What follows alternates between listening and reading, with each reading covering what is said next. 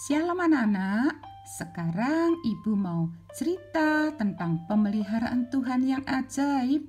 Meskipun di padang gurun yang tidak ada apapun yang dapat dimakan dan diminum.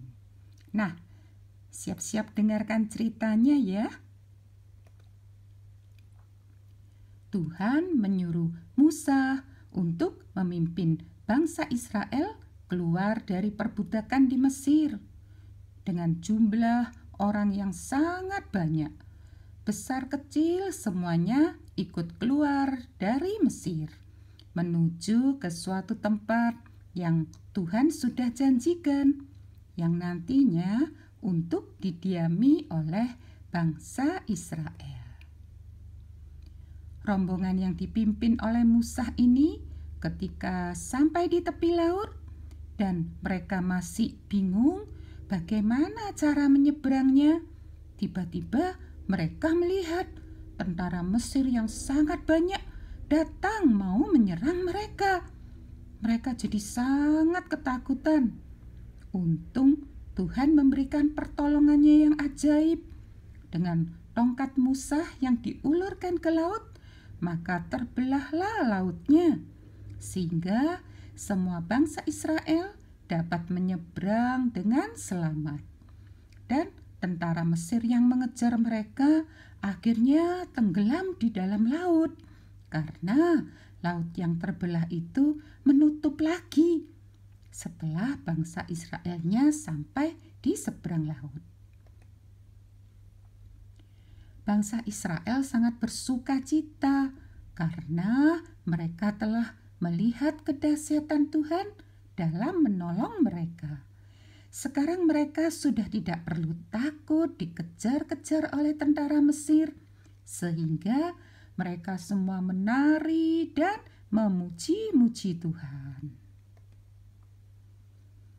Dalam perjalanan mereka di padang gurun, lama-lama persediaan makanan yang mereka bawa dari Mesir sudah habis, sedangkan di padang gurun semuanya hanya tanah pasir yang gersang, tidak ada yang jual makanan, juga tidak ada tumbuh-tumbuhan yang bisa dimakan.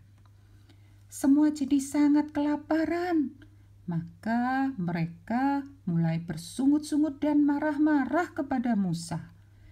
Musa hanya dapat berdoa minta pertolongan pada Tuhan.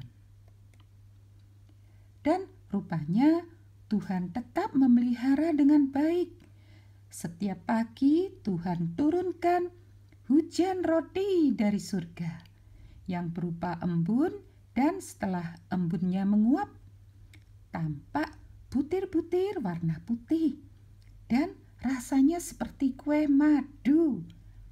Mereka menyebut roti yang turun dari surga ini manna.